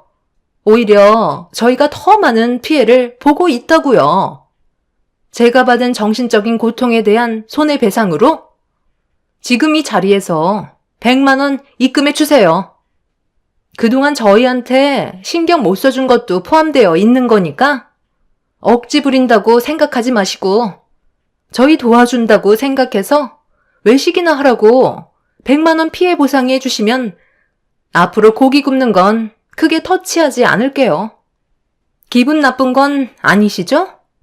어쩌겠어요. 아래층에 사는 사람이 아쉬우면 알아서 키워야 하는 거죠. 저는 위층에 살아서 형님 때문에 스트레스를 상당히 많이 받고 있는 중이거든요. 제발 남들한테 피해 좀 주지 말고 삽시다. 저 정말 조용히 살고 싶다고요. 가족이라면서요? 그럼 제가 받는 스트레스도 이해해 주셔야죠. 지금 당장 100만 원 입금 안 해주시면 집에 못 들어가세요. 저는 동서의 어이없는 말에 더 이상 놀아나고 싶지 않아 그냥 무시하고 사는 게 좋을 것 같아 계단을 가로막고 있는 동서를 밀친 뒤 집으로 들어가려는 순간 동서가 자기를 밀쳤다면서 저를 돌려 세우더니 갑자기 얼굴에 손을 올려 붙였고 하필 잠깐 옥상에 볼일 때문에 나오신 저희 부모님이 동서가 제 뺨에 손을 올리는 걸 바로 앞에서 목격하고 말았네요. 동서도 저희 집 현관문을 열고 나오시는 부모님을 보고 많이 당황했는지 움찔거리면서 천천히 뒷걸음질 쳤지만 이미 부모님께서 동서가 제 뺨에 손을 댄 걸 전부 다 목격했기 때문에 더 이상 상황을 좋게 마무리할 수는 없었습니다. 엄마는 한참 어린 동서가 제 뺨을 올렸다는 거에 분노하셔서 동서한테 달려들었고 동네가 떠나갈 정도로 엄마는 동서를 가만두지 않겠다며 난리를 치셨습니다.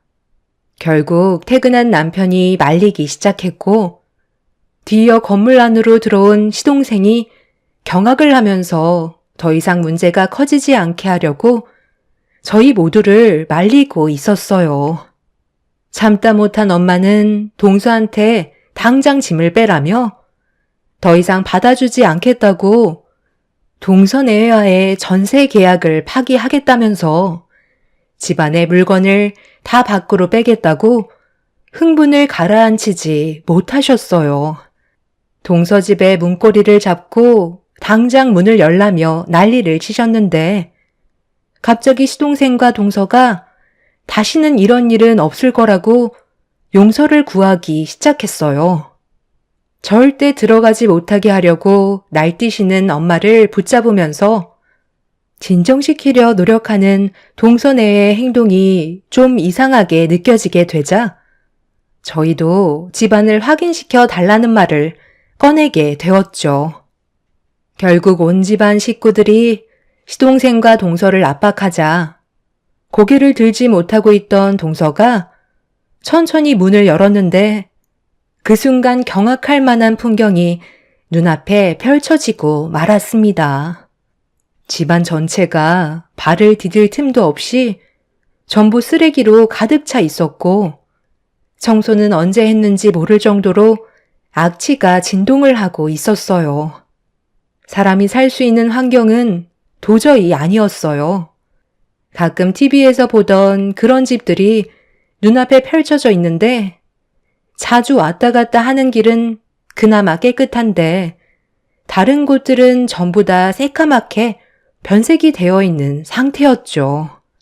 더군다나 집안에서 그것을 피워서 그런지 집안 전체에 있던 하얀색 도배지는 누렇게 변해버려 쓰레기 냄새와 악취가 진동을 하고 있었습니다. 이런 집에서 5년을 살았다는 게 믿어지지가 않았어요. 그제서야 제가 동서 집에 잠깐 들어가려 했을 때도 들어오지 못하게 했던 행동들이 이해가 되더라고요. 자신들도 집안이 더럽다는 걸 알면서도 치우는 게 귀찮아 하루 이틀 미루다 보니 나중에는 엄두가 나지 않을 정도로 커지게 됐다면서 죄송하다는 말을 했지만 이미 집은 만신창이가 되어 버렸기 때문에 엄마는 동서내외를 용서할 수가 없었는지 부동산에 가셔서는 동서와 계약했던 전세 계약서를 가지고 오셔서는 두 사람이 보는 앞에서 쫙쫙 파기해 버렸습니다. 당장 나가라고 소리를 질렀지만 저희 부부가 알지 못했던 또 다른 문제가 엄마와 동서내외 사이에 무언가 있다는 걸 알게 되었고 엄마의 입 밖으로 나온 한마디에 저는 입을 다물지 못할 정도로 엄청난 충격을 받고 말았어요. 동서내외는 저희 엄마와 몇 달 전 재계약했을 당시 보증금이 급하게 필요하다면서 빠른 시일 내에 다시 주겠다고 부탁하길래 엄마는 그걸 믿고 받았던 보증금을 동서내외한테 돌려주었고 꽤 시간이 지났는데도 보증금을 주지 않아 갈등이 있었지만 동서가 간곡히 비밀로 해달라는 말에 엄마는 저희 부부한테 제대로 말도 꺼내지 못하고 있었어요. 전에 시동생 내외가 사고 쳤던 사실은 저희 부모님께서 전혀 모르고 계셨죠.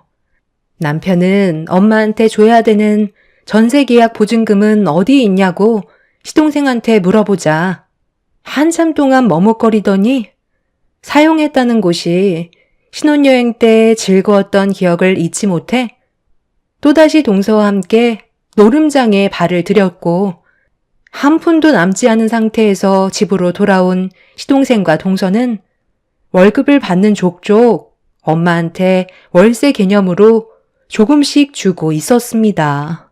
엄마는 동서내외가 딱한 사정이 있을지도 모른다고 생각해 아무 말도 하지 않고 가족이라는 명분 때문에 기다려주고 있었는데 시동생과 동서는 정신을 차리지 못한 채 달라지는 모습을 전혀 보여주고 있지 않았었죠.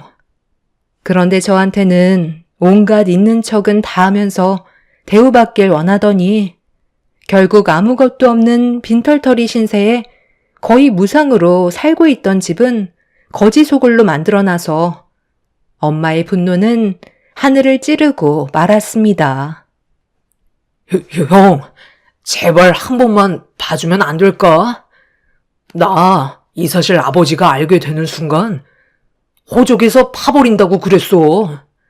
아주 잠깐 즐기려 했던 것뿐이고 그때 당시 그래도 꽤 큰 돈을 만졌던 기억이 있어서 부모님이 해주신 돈을 다시 회복시키고 싶은 마음에 다시 시작했던 건데 계획했던 대로 되지 않았던 것뿐이라고.